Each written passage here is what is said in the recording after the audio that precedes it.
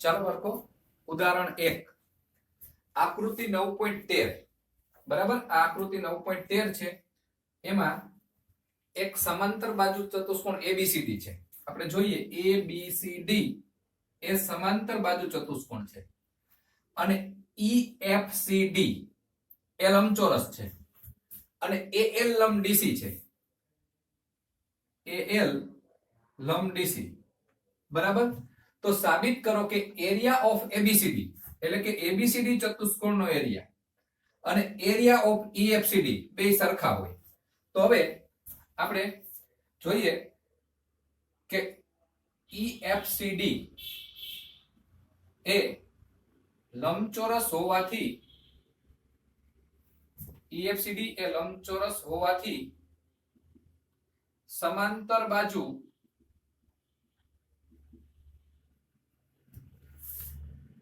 ચતુષ્કોણ તો હોય જ, બરાબર. ટૂંકમાં એક સમાંતર બાજુ ચતુષ્કોણ એબીસીડી અને બીજો લંબચોરસ ઈએફસીડી. હવે આ એબીસીડી સમાંતર બાજુ છે તો ઈએફસીડી લંબચોરસ હોવાથી ઈ પણ સમાંતર બાજુ છે અને બંનેનો પાયો એક જ છે સીડી. બંને એક જ પાયા સીડી પર, બરાબર. એક જ પાયા સીડી પર. આ લંબચોરસ છે એને રેડ થી બતાવી દઉં આ રીતે, બરાબર. બંને એક જ પાયા સીડી પર અને સમાંતર રેખા સીડી સમાંતર એબી ની વચ્ચે આવેલા છે, બરાબર. તેથી એરિયા ઓફ એબીસીડી એટલે એક સમાંતર બાજુ ચતુષ્કોણ એબીસીડી અને બીજો લંબચોરસ હોવાથી જે સમાંતર બાજુ ચતુષ્કોણ થયો છે ઈએફસીડી બેયના ક્ષેત્રફળ સરખા છે. કારણ કે પ્રમેય 9.1 માં આપણે એવું ભણ્યા કે એક જ પાયો ધરાવતા અને બે સમાંતર રેખાઓની વચ્ચે આવેલા સમાંતર બાજુ ચતુષ્કોણો સમક્ષેત્ર હોય છે એટલે ક્ષેત્રફળ સરખા હોય છે. તો અહીંયા સમાંતર બાજુ ચતુષ્કોણ એબીસીડી અને લંબચોરસ ઈએફસીડી બેયનો પાયો સીડી છે અને બે સમાંતર રેખા એબી અને સીડી ની વચ્ચે આવેલા હોવાથી તેના ક્ષેત્રફળ સરખા થાય છે, બરાબર. એટલે આ આપણું પરિણામ 1 આપણે સાબિત સીધું જ થઈ ગયું. હવે આપણે જોઈએ તો લંબચોરસનું ક્ષેત્રફળ એટલે કે એરિયા ઓફ ઈએફસીડી બરાબર લંબચોરસનું ક્ષેત્રફળ લંબાઈ ગુણ્યા પહોળાઈ તો સીડી ગુણ્યા સીએફ એટલે ડીસી ગુણ્યા સીએફ, બરાબર. ડીસી ગુણ્યા સીએફ લંબાઈ ગુણ્યા પહોળાઈ. હવે એએલ છે એ ડીસી ને લંબ છે. હવે એએલ લંબ ડીસી હોવાથી એલ અને ડીસી બે લંબ છે, બરાબર. અને આ તો લંબ હોય જ કારણ કે લંબચોરસ છે, બરાબર. હોવાથી ચતુષ્કોણ ALCF પણ લંબચોરસ થાય. ALCF પણ લંબચોરસ થાય અને તેથી એ લંબચોરસની સામસામેની બાજુ સરખી હોય એટલે કે AL અને CF બંને સરખા થશે. તેથી AL બરાબર CF. હવે આપણે અહીંયા CF ની જગ્યાએ AL મૂકવાનું છે. તેથી એરિયા ઓફ EFCD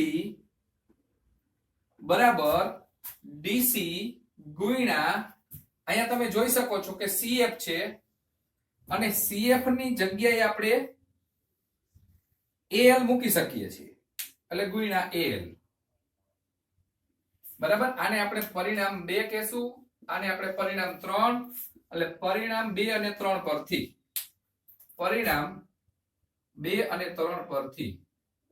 પરિણામ 2 અને 3 પરથી આપણે આવું લખી શક્યા.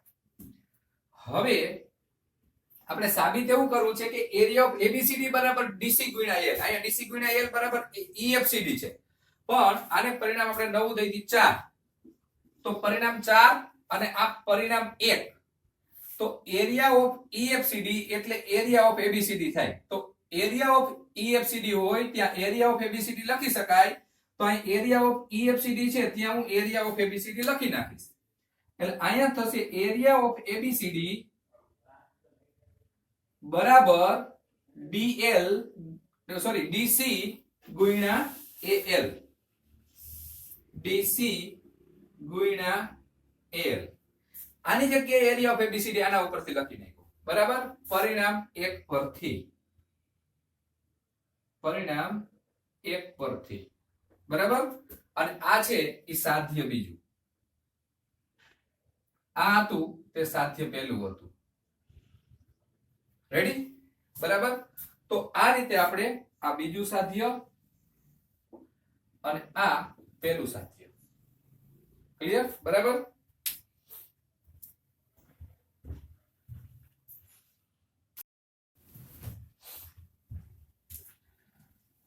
ચાલો બાળકો, ઉદાહરણ 2. જો કોઈ ત્રિકોણ અને સમાંતર બાજુ ચતુષ્કોણ એક જ પાયા અને બે સમાંતર રેખાઓની એક જોડની રેખાઓ વચ્ચે આવેલા હોય તો સાબિત કરો કે ત્રિકોણનું ક્ષેત્રફળ સમાંતર બાજુ ચતુષ્કોણના ક્ષેત્રફળ કરતા અડધું હોય છે.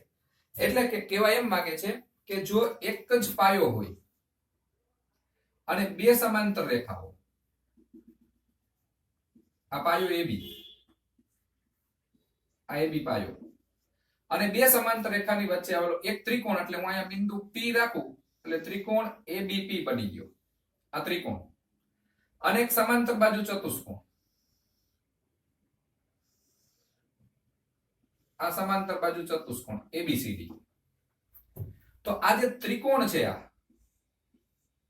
આ ત્રિકોણ, એનું ક્ષેત્રફળ એ સમાંતર બાજુ ચતુષ્કોણ ABCD ના ક્ષેત્રફળ કરતા અડધું હોય છે. આ સમાંતર બાજુ ચતુષ્કોણ ABCD, બરાબર, એને આપણે આમ પણ દર્શાવી દઈએ. આ સમાંતર બાજુ ચતુષ્કોણ ABCD નું ક્ષેત્રફળ કરતા આ ત્રિકોણનું ક્ષેત્રફળ અડધું હોય, કારણ કે બંનેનો પાયો એક જ છે AB, અને સમાંતર રેખા AB સમાંતર PC ની વચ્ચે આવેલા છે. તો મેં એ જ લખ્યું છે કે ત્રિકોણ ABP, આ ત્રિકોણ ABP અને સમાંતર બાજુ ચતુષ્કોણ ABCD એ એક જ પાયા AB પર, આ પાયો છે, એક જ પાયા AB પર અને સમાંતર રેખા AB અને PC ની વચ્ચે આવેલા છે. બરાબર. હવે આપણે શું કર્યું કે આ જે ચતુષ્કોણ ABCD હતો એનો પાયો AB છે, એવો જ એક બીજો ચતુષ્કોણ રચવો છે ABQP. તો એના માટે આ જે AP છે એને સમાંતર એવું હું એક BQ રેખાખંડ દોરી દઉં. આ રીતે અહીંયા નામ આપી દઉં Q. તો આ જે રેડ કલરનો આ ચતુષ્કોણ થયો એ સમાંતર બાજુ થાય, કારણ કે આ AP અને BQ સમાંતર છે. અહીંયા જુઓ તો AP અને આ BQ સમાંતર છે. બરાબર, આ સમાંતર છે. પાયો AB છે, એક ચતુષ્કોણ ABCD છે, અને AP ને સમાંતર BQ દોર્યું એટલે બીજો ચતુષ્કોણ ABQP બન્યો. બે એક જ પાયા અને બે સમાંતર રેખાની વચ્ચે આવેલા થાય એટલે બેના ક્ષેત્રફળ સરખા થશે. બરાબર છે. તો અહીંયા લખશું કે બીજો સમાંતર બાજુ ચતુષ્કોણ, બીજો સમાંતર બાજુ ચતુષ્કોણ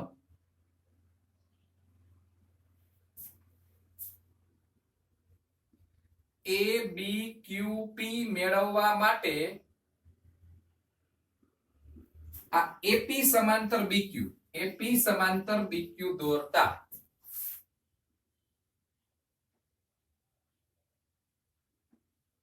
દોરો. બરાબર. હવે આ એક જ પાયાવાળા, એક ABQP અને એક ABCD, પાયો એક અને ચતુષ્કોણ એક બ્લુ અને એક આ રેડ, તો બેના ક્ષેત્રફળ સરખા થાય. તેથી એરિયા ઓફ ABCD બરાબર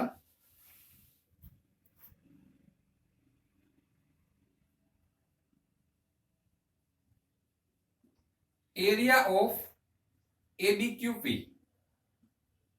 પ્રમેય 9.1, પ્રમેય 9.1 પરથી આ લખી શકાય. હવે આપણે એક બીજી વસ્તુ કે કોઈ પણ જો સમાંતર બાજુ ચતુષ્કોણ હોય, આ એક સમાંતર બાજુ ચતુષ્કોણ છે. બરાબર,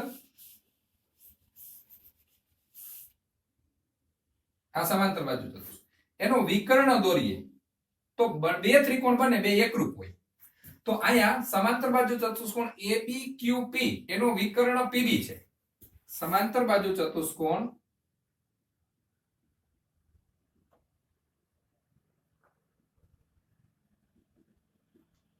ABQP નો વિકર્ણ PD છે. તેથી બે ત્રિકોણ બને, બે એકરૂપ હોય, ABP અને PBQ. તેથી ત્રિકોણ ABP આ એકરૂપની નિશાની, ત્રિકોણ એક ABP, બરાબર. એને એકરૂપ આ ત્રિકોણ થશે. આપણે અહીંથી શરૂઆત કરીએ, સામ સામે સરખાવ એટલે QPB.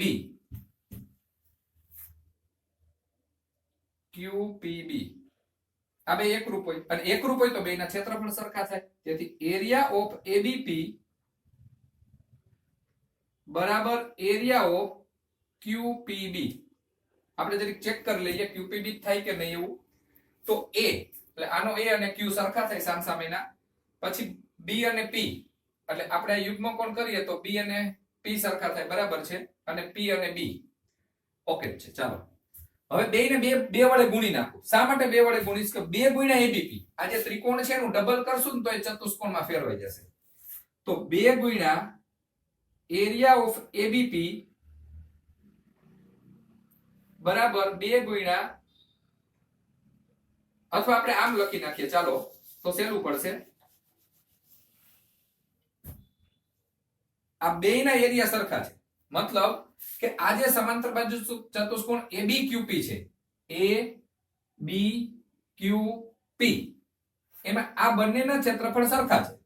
તો ત્રિકોણ ABP નું ક્ષેત્રફળ એ આ ચતુષ્કોણ કરતા અડધું થાય, બરાબર ને. તો ત્રિકોણ ABP નું ક્ષેત્રફળ એટલે એરિયા ઓફ ABP બરાબર આનું ક્ષેત્રફળ આખા ચતુષ્કોણથી અડધું થાય એટલે 1/2 એરિયા ઓફ ABQP, બરાબર. પણ આપણે અહીંયા જોઈ શકીએ છીએ કે આ આપણે પરિણામ 1 માં મૂક્યું હતું, આ પરિણામ 1, આ પરિણામ 2. તો પરિણામ 1 અને 2 પરથી આપણે એવું કહી શકીએ કે જો ABCD અને ABQP બેયના ક્ષેત્રફળ સરખા છે તો ABQP ના ક્ષેત્રફળની જગ્યાએ ABCD નું ક્ષેત્રફળ મૂકી દઈએ. તો પરિણામ 1 અને 2 પરથી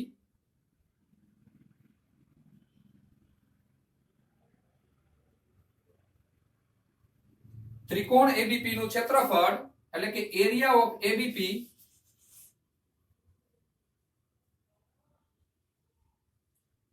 બરાબર 1/2 એરિયા ઓફ ABQP ની જગ્યાએ હું ABCD લખી નાખું,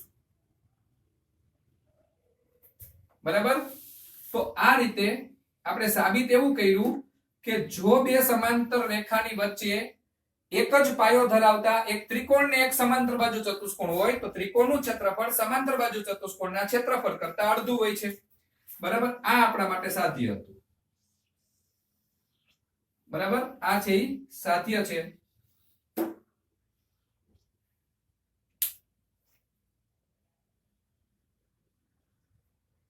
લ્યો, ક્લિયર.